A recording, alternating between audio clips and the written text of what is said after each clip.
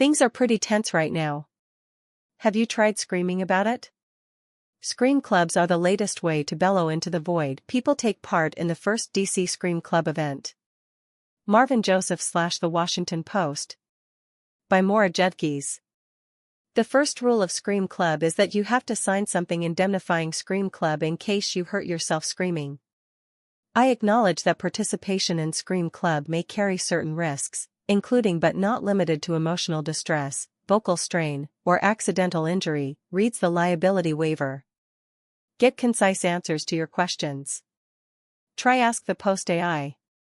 The second rule of Scream Club is that you don't talk about what brought you to Scream Club.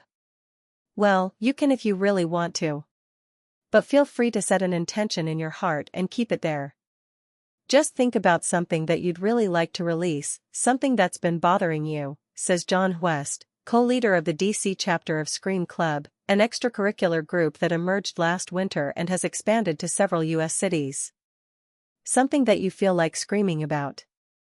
On Sunday, a group of about 12 people circled up at the end of District Pier, as West and fellow chapter head Monica Elms led them through what was about to take place. We'll start with some breath work, and we'll set an intention, West says to the group. An anxious-looking security guard with a walkie-talkie eyed them from the side of the wide pier at the heart of the Wharf Entertainment District. West and Elms chose it because screaming on private property would spare them the need to get permission from the National Park Service. Plus, an apolitical setting is best, since people aren't necessarily screaming about politics. It would be great to be able to scream in front of the White House, West says, but that's probably not the best location, especially just for, like, a general scream. In 2025, people have plenty of options for how to release tension. And for some people, in Washington and elsewhere, there has been a lot of tension. You can go to yoga, go to therapy, practice meditation, lift weights, post on the internet. But have you tried screaming in public? That's always been an option, of course, but there's a structured version now. A safe space for screamers. The DC chapter of Scream Club had its first meeting at the Wharf on October 19. Video, Maura Judkes, Ali Karen / The Washington Post. Obviously we have demonstrations and protests, West says. But there's not really a way to just, like, let out your anger or frustrations or whatever it is for just anything, even if it's personal. Therapeutic screaming dates back to the 1960s, when psychologist Arthur Janov developed primal scream therapy, based on the notion that all adult neuroses originated from childhood trauma and could be addressed through regression. The scream, a manifestation of that regression, sounds like what you might hear from a person about to be murdered, Janov told People magazine in 1978. John Lennon and Yoko Ono were among its proponents. Janov's techniques have fallen out of favor, and some therapists assert that there is no long-term therapeutic benefit to scream therapy. But that's not what this is. Scream Club, while positioned as a wellness community, isn't therapy, it's just a way to let off steam. Monica Elms, co-leader of the DC chapter of Scream Club, at the group's inaugural event.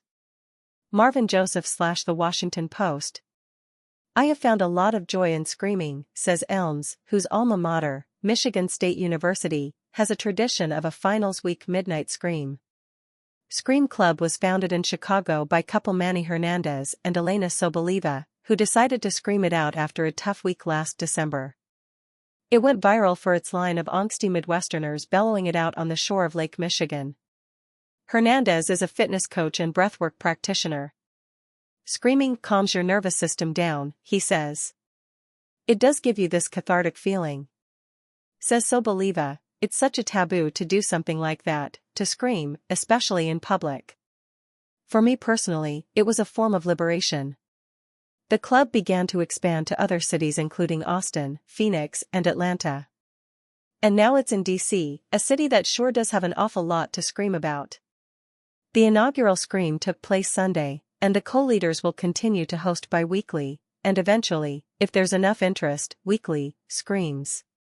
As West led the group in a breathing exercise, inhale to the count of 4, hold for 4 seconds, then exhale slowly. A vessel advertising hot tub boat tours passed by. The captain waved. "Try to scream this way," said the security guard, gesturing toward East Potomac Park away from the expensive boats and crowds lined up at the anthem for a concert featuring Swedish rapper Young Lean. Elms notified all of the people milling around nearby about what would happen, so they wouldn't be alarmed. A few chose to join in. Everyone lined up, and on the count of 3, let out a collective ah. Then another, and then, "Make it big," West instructed, a third scream. Jonelle Lemon lets it out. Marvin Joseph / the Washington. When life feels tense and everything seems to pile up at once, sometimes the most human reaction is the simplest one: to scream. Not out of anger, but as a release, a way to shake loose the pressure that builds silently inside. People often underestimate how much stress gets stored in the body, not just in the mind. Letting it out, even in a ridiculous or playful way, can feel strangely liberating. You don't even have to scream loudly. A pillow, a car ride, or even a whisper shout can do the trick. It's less about volume and more about permission, giving yourself space to feel. And that small permission, the freedom to release, can become a turning point. In a world where we're constantly expected to stay composed, calm, and productive, screaming can feel like a rebellion against bottled-up pressure. It reminds you that you're not a machine, you're a person with limits, nerves, and needs. Some people go to scream clubs or head to the mountains just to shout into the open air. Others choose quieter versions, journaling furiously, crying hard for 2 minutes, or blasting music and singing until their voice cracks. The important thing is not the sound, but the honesty. The moment you allow yourself to express what you've been holding in, tension begins to loosen. Afterward, you might not have solved your problems, but you often feel lighter, clearer, more grounded in your own body. Even laughter can show up unexpectedly, as if your system realizes you just made space for breath again.